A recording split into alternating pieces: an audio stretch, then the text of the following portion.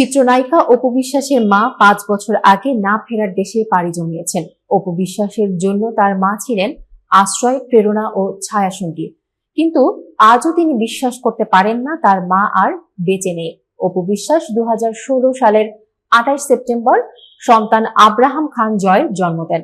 তাই এই মাসটি তার কাছে আনন্দের হলেও মায়ের মৃত্যুবার্ষিকীর কারণে বেদনাদায়কও হয়ে ওঠে।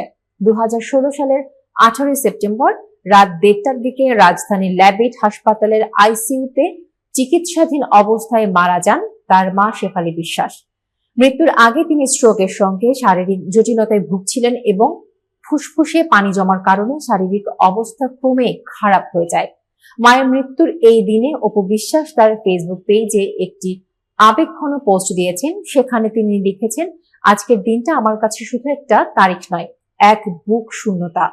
আজ ঠিক এই দিনে তোমাকে হারিয়েছিলাম মা, তোমার অভাব প্রতিটি মুহূর্তে অনুভব করি। অপু বিশ্বাসের এই পোস্ট সামাজিক মাধ্যমে ভাইরাল হয়েছে। অনেক ভক্ত ও সহকর্মী তার প্রতি সমবেদনা জানিয়েছেন। এই আবেগঘন মুহূর্তে অভিনেত্রী নিজের মা ও পরিবারের স্মৃতিকে শ্রদ্ধা জানাচ্ছেন।